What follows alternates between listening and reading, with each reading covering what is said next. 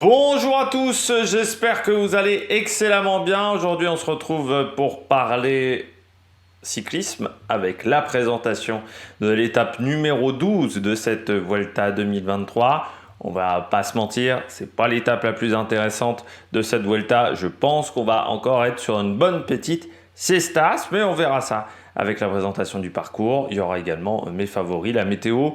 Comme d'habitude, quand vous abonnez à la chaîne, vous pouvez réagir dans les commentaires, mettre un pouce bleu, partager la vidéo sur les réseaux sociaux, notamment auprès de vos proches. Si vous pensez que ça peut les intéresser, vous abonnez également. Dans les commentaires, vous pouvez me donner vos favoris, votre grosse cote pour cette étape, ce que vous pensez également de cette journée. EPS 2.0, c'est sur les plateformes de podcast Amazon, Deezer, Spotify, Google, petite préférence si vous allez voir sur Spotify. TikTok, le débrief juste après l'arrivée. Et puis voilà, on commence tout de suite avec cette étape numéro 12. Étape pour les sprinters. Là, pas photo. Parce qu'il n'y a encore rien à se mettre sous la dent pour les baroudeurs. Hein. Le sprint intermédiaire, il est à 20 km de l'arrivée. Donc, c'est pas très passionnant. Il n'y a pas de classement de la montagne. Il n'y a pas de points à prendre pour le classement du maillot à poids bleu. Oui, j'ai envie de dire qu'on va se concentrer. Il y aura 2-3 équipes qui mettront des mecs devant, mais je pense pas plus. Peut-être qu'il n'y aura même pas Cara Rural avec Aola. Donc, pour protéger Aola un maximum, on mettra peut-être pas de mètres dans l'échappée chez Cara Rural. Et puis en plus, le lendemain, c'est très dur. Donc, il y a peut-être des coureurs qui vont pas vouloir partir en échappée en se disant j'essaie de conserver de l'énergie pour vendredi, samedi où ça va être très difficile. Donc, il se peut qu'on soit dans des situations un peu particulières, des situations un petit peu d'attente sur cette étape-là du jeudi. Et une étape qui est très plate, 865 mètres de dénivelé positif. C'est l'étape en ligne avec le moins de dénivelé positif. On a notamment un gros départ en descente. C'est pas forcément l'étape la plus simple pour une échappée, surtout que on n'aura même pas beaucoup de villes en plus, donc il y aura beaucoup d'endroits où il y aura peut-être pas grand monde sur le bord de la route, donc ça va pas être facile, et avec la chaleur ça va pas être dingue non plus de partir en échappée. Bon, on regarde tout de suite la présentation du parcours. On regarde tout de suite l'étape du jour entre Olvega et Zaragoza. On va passer du côté de la région d'Aragon, du côté de cette étape. On part de Olvega, départ en descente, c'est toujours particulier, surtout que là ça va être une belle descente quand même, jusqu'à 25 km 500 après le départ, sur une étape qui reste quand même assez courte, 152 km. Donc l'échappée, soit elle part tout de suite, je pense qu'elle va partir assez vite, mais pour prendre de l'écart, il va falloir rouler vite, parce que le peloton, naturellement, va quand même prendre de la vitesse, même sans vraiment le vouloir. À Tarazona, une bosse de 2 km 2 à 5,6 de moyenne, km 32,5. On sera à 684 mètres d'altitude. On redescend encore vers Borja, vers Taoste, au km 75,5. Il y a très peu de communes encore sur cette étape. Il y aura beaucoup de zones de vide. On traverse des coins d'Espagne qui ne sont pas hyper habités. Donc il y a peu de villes même sur l'itinéraire horaire. C'est assez drôle de voir un itinéraire encore une fois assez vide sur le site de la Vuelta. On aura ensuite des routes légèrement prises vers Castelron de Valderraza, et puis surtout au kilomètre 110, 2 km 8 à 3,7 de moyenne au kilomètre, donc à 42 km de l'arrivée, et ensuite ça redescend vers Zaragoza, notamment avec le sprint inter et bonification qui lui sera à 20 km de l'arrivée à Villanueva de Gallego. Encore une fois, des secondes et des points. Et puis donc l'arrivée du côté de Zaragoza. Sur le plat, pas grand chose à dire comme vous pouvez le voir sur cette étape, à part qu'on est sur un profil qui est descendant et avec très peu de dénivelé positif, encore une fois. Du côté de l'arrivée, le final est assez particulier quand même, avec pas mal de courbes. C'est pas des gros virages, mais on a pas mal de courbes. À quasiment 6 km de l'arrivée, on aura un virage sur la gauche, Un virage très prononcé à 90 degrés. Ensuite, vous voyez, entre donc 5-6 km de l'arrivée et 4 km 500, on a pas mal de petites courbes, mais ça devrait rouler très très fort.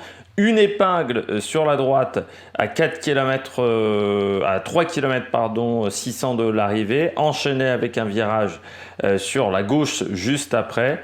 Belle ligne droite avec quand même deux ronds-points, un rond-point à 2 km 800 de l'arrivée et le dernier rond-point où il faudra prendre la première sortie sur la gauche, il est à 1 km 200 de l'arrivée. Et ensuite, vous voyez, le sprint, c'est une longue courbe qui nous amène jusqu'à l'arrivée. Donc ça va être un sprint où il va y avoir, je pense, de la bagarre. Ça va être dur. On voit que depuis le début de cette course, on a du mal à emmener les sprints correctement. Donc ça peut encore être un sacré match du côté de ce final. Comme vous le voyez sur la petite carte en bas, eh bien ça ne grimpe quasiment pas dans les 5 derniers kilomètres qui sont tout plats. Du côté de Zaragoza.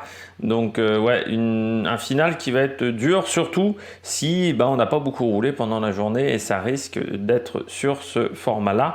On regarde tout de suite l'histoire de la Vuelta. Du côté de la présentation de l'histoire de cette étape, eh bien, Olvega, le lieu de départ, c'est la première fois que le Tour d'Espagne part depuis cette ville qui est, on va dire, dans le centre, dans le tiers nord du pays.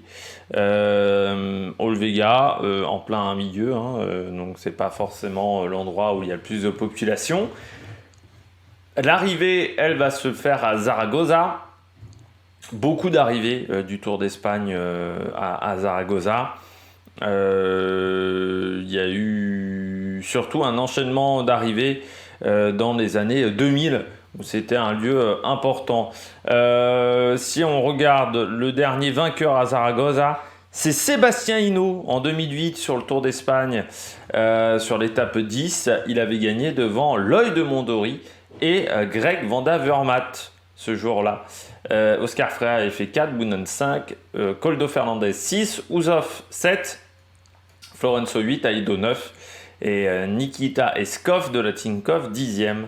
Et à ce moment-là de la course, c'était Egoy Martinez qui était en tête. Bon, ça n'avait pas perduré ensuite derrière. C'était Contador qui avait gagné cette Vuelta-là. Oui, c'était bien Contador devant Leipheimer. Ensuite, si on poursuit, si on remonte encore avant du côté de la Vuelta, il y a eu un contre-la-montre remporté par Bert Grapsch. Sprint avec Eric Zabel en 2007. En 2004, c'était Petaki. Contre-la-montre en 2003, c'était Nozal. Petaki avait gagné également en 2003. Igor González de Galdeno, c'était en 2001. Et puis Alexandro Petaki avait également gagné en 2000. Serhii Outchakov s'était imposé en 99. Il y a eu également des victoires sur le Tour d'Aragon, notamment en 2019 pour Matteo Pelucci et en 2018 pour Matteo Malucelli, pas confondre les deux. Et puis Walou, du côté de ces étapes, voilà, de ces parcours remportés par les coureurs. À Zaragoza, on a David Canadia, par exemple, qui est né à Zaragoza. Pour les coureurs, David Canadia, c'est un coureur qui était passé par Fuji Serveto, voilà, et à la Once aussi, et qui est mort en 2016 à Zaragoza, très jeune, donc à 40 ans, un peu plus, qui était passé à la Sioni Duval. Là, on ne sait que des belles équipes. On va dire, elle avait fait également Quick Step. Pas un grand palmarès, si, elle avait quand même remporté le Tour de Catalogne. Le Circuit de la Sarthe également. Et 6 victoires dans sa carrière, qui s'est étalée sur quasiment 15 ans.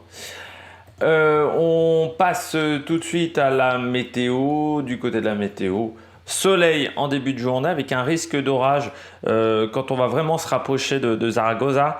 50% de risque de pluie, donc je pense que la route restera sèche pour les coureurs. Température entre 27 et 31 degrés, donc il va le faire chaud sur la route du Tour d'Espagne. Le vent sera défavorable, trois quarts face venant de la droite. Peut-être qu'en début de journée, il sera légèrement de côté, mais en majorité, il sera défavorable et il sera entre 15 et 25 km/h, donc pas très fort, mais ça va ralentir la progression des coureurs. On devra avoir un sprint mouvementé du côté de la stratégie, échapper avec 2-3 coureurs, surtout que l'étape du lendemain va être très difficile, et puis sprint à l'arrivée, hein. Je crois qu'on va avoir du mal à éviter la grosse bagarre des grosses cuisses du côté du sprint. Du côté de mes favoris, Caden Groves, bien entendu, c'est le favori logique, vu ce qu'il a fait en première semaine du côté des sprints. Deuxième coureur, Molano. Je pense que ça va être un sprint très nerveux. S'il tombe pas, s'il n'est pas embêté, c'est un coureur qui sait se débrouiller dans les sprints un peu musclés, un peu à la Gaviria, qui va savoir faire sa place.